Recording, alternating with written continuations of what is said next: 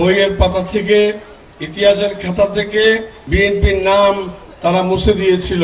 তার কারণে যাদের বয়স 15 থেকে 30 তারা কেউই বিএনপির কোনো খবর জানে না। পাহাড়ি হোক, বাঙালি হোক, যারাই চাকরি করার উপযুক্ত যোগ্য চাকরি করতে চায় তাদের সবাইকে আমরা বিনা ঘুষে, বিনা টাকায় চাকরির ব্যবস্থা করব।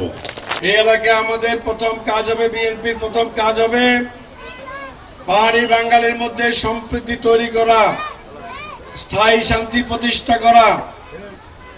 স্থায়ী শান্তি প্রতিষ্ঠা করতে না পারলে আমরা কারো জন্য সুখ হবে না, আমাদের কারো জন্য শান্তি হবে না, পাহাড়ি বাঙালি কারো জন্য শান্তি হবে না।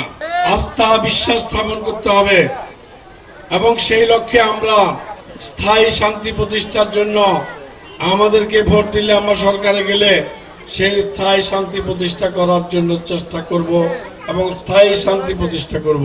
16 বছর আপনাদের বাবুসরা আসতে পারি নাই, যেখানে আমি 3 থেকে 5 মাসের মধ্যে একবার বাবুসরা আসতাম, সেখানে বিগত আওয়ামী লীগ সরকার এবং তার প্রশাসন আমাকে আপনাদের কাছে আসতে দেয় নাই, আপনাদের সাথে মিশতে দেয় নাই।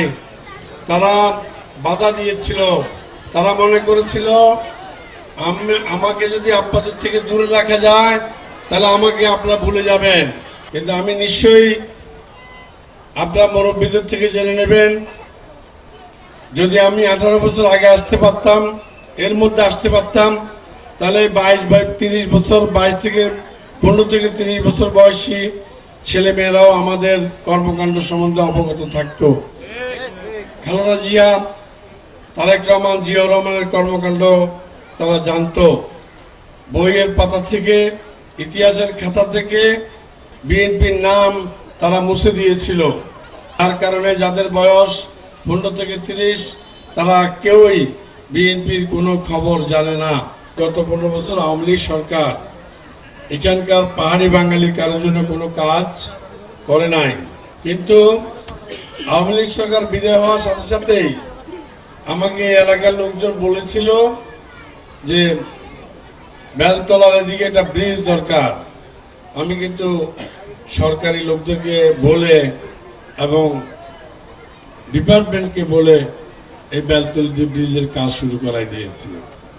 অতএব কাজ, উন্নয়নমূলক কাজ, মানুষের অর্থনৈতিক উন্নয়নের কাজ যদি কেউ করতে চায় তাহলে তার জন্য সরকারে যেতে হয় না। কম বেশ কাজ বেসরকারি বা এমপি মন্ত্রী না হওয়া ছাড়াও করা যায়, যদি দেশে পরিবেশ থাকে ভালো। এখন দেশের সুষ্ঠু একটা পরিবেশ আছে। যাক, আমি এমপি দেখতে এই এলাকার বহু বাঙালির যেমন উপকার করেছি, কাজ করেছি, এই এলাকার বহু পাহাড়িদের আমি চাকরি দিয়েছি। ইনশাল্লাহ যারা চাকরির যোগ্য, যারা পাহাড়ি হোক, বাঙালি হোক, যারাই চাকরি করার উপযুক্ত যোগ্য চাকরি করতে চায় তাদের সবাইকে আমরা বিনা ঘুষে, বিনা টাকায় চাকরির ব্যবস্থা করব। যে সকল গরিব মানুষ আছে, গুচ্ছ গ্রামের মানুষ আছে বা গুচ্ছ গ্রামের বাইরে যারা গরিব মানুষ আছে, পাহাড়ি হোক, বাঙালি হোক, সবার জন্য আমরা, যারা গরিব তাদের জন্য কিছু আমরা প্রকল্প পদক্ষেপ গ্রহণ করব, যাতে তাদের পারিবারিকভাবে কিছু উন্নতি হয়, অভাব দূর হয়, তারা যেন 2 টাকার মুখ দেখে, কিছু টাকার মুখ দেখে পরিবারটা সচ্ছলভাবে চলতে পারে, সেই রকম ব্যবস্থা আমরা করব। তাদের মার্কায় ভোট দিলে নাকি আপনি 18 কোটি মানুষের নামাজের সওয়াব পাবেন।